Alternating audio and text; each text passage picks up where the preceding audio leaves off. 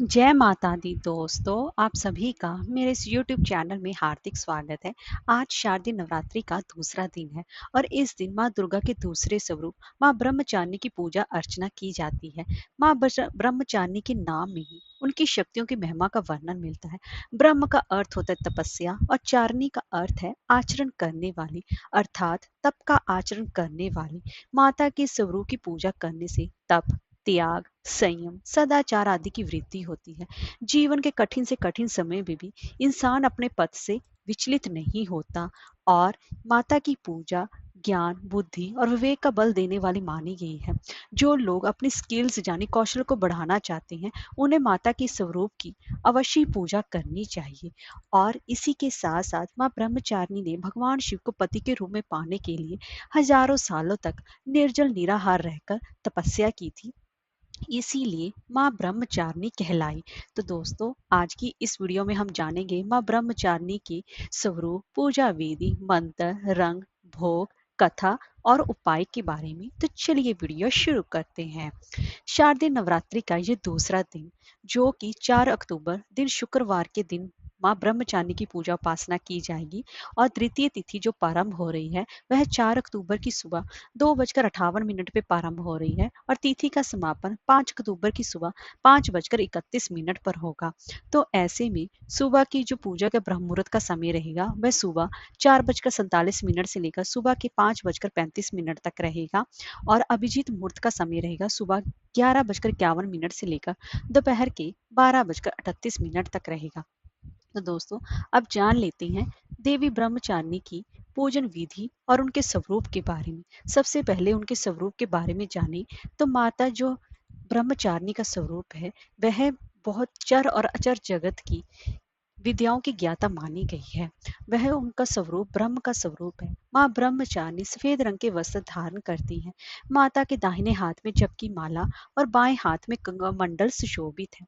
माँ ब्रह्मचारिणी पवित्रता, शांति, तप और शुद्ध आचरण का प्रतीक मानी जाती है। तो माँ ब्रह्मचारिणी की पूजा के लिए सबसे पहले आपको सुबह प्रातः काल जल्दी ब्रह्म मुहूर्त में उठना चाहिए और गंगा जल मिले युक्त पानी से स्नान करना चाहिए। उसके बाद आपको माता का ध्यान करके माँ ब्रह्मचारिणी के सामने आज के दिन व्रत का संकल्प लेना चाहिए। इसके बाद देवी माता को स्नान कर सफेद फूल, अक्षत, कुमकुम, सिंदूर उनको विशेष रूप से अर्पण करना चाहिए और उनका बीज मंत्र ओम देवी ब्रह्मचारिणी नमः का मंत्र का जाप करना चाहिए। इससे माता शक्ति देती है और आप में कुशलता बढ़ती है।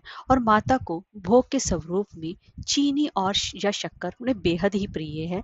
आप उनको भोग में चीनी या शक्कर अर्पण करें और ब्राह्मण को भी दक्षिणा में चीनी या शक्कर ही देनी चाहिए। इससे माँ अत्यंत ही प्रसन्न होती है। और आज के दिन जितना हो सके माँ ब्रह्मचारिणी की पूजा अवश्य ही करनी चाहिए।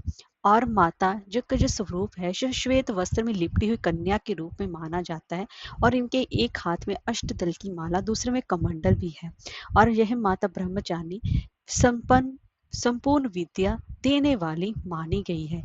इसीलिए इनकी यथा संख्या मंत्र में इनका जाप करना चाहिए और माँ अपने भक्तों पर हमेशा ही कृपा दृष्टि बनाए रखती है। और इनके आराधना करने से जीवन में संयमता बनी रहती है। और माता का दूसरा विशेष मंत्र है या देवी सर्वभूतेषु माँ ब्रह्मचारिणी रूपेण संस्थिता नमस्तस्यै नमस्तस्यै नमस्तस्यै नमो नमः। माता के इस विशेष रूप से इस मंत्र का आपको जाप करना चाहिए। और माता को जो वट वृक्ष यानी कि बरगद के पेड़ का फूल भी अत्यंत ही प्रिय है। अगर आपको कहीं से मिल सके तो माँ को आज के दिन विशेष रूप से चढ़ाना चाहिए। अब जान लेते हैं कि इस दिन माता के निमित्त अगर आप अपने बच्चे को मेधावी, बुद्धिमान बनाना चाहते हैं तो आज के दिन कौन सा खास महा उपाय करना चाहिए। तो आज के दिन जब आप सुबह पूजा उपासना करेंगे माता की, तो आपको थोड़ी सी मिश्री लेकर उस पर 108 बार जानने की माता के इस मंत्र का जाप करना चाहिए। या देवी सर्वभूतेषु शक्ति रूपेण संस्थिता नमस्तस्यै नमस्तस्यै नमस्तस्यै नमो नमः। 108 बार इस मंत्र का जाप करने के बाद उस मिश्री को आप अपने बच्चे को खिला दें। और आज से लेकर 7 दिन तक लगातार ऐसा ही प्रयोग करें। ऐसा ऐसा करने से आपका बच्चा बेहद ही होनहार, बुद्धिमान और हर चीज़ में वो कार्यकुशल होगा। तो आज के दिन से प्रारंभ करके 7 दिनों तक यह उपाय आपको अवश्य रूप से करना चाहिए। अब हम माँ ब्रह्मचारिणी की व्रत कथा का रसपान करते हैं। माँ ब्रह्मचारिणी की जय हो। तो चलिए, पौराणिक कथा के अनुसार माँ ब्रह्मचारिणी ने राजा हिमालय के घर पर जन्म लिया था।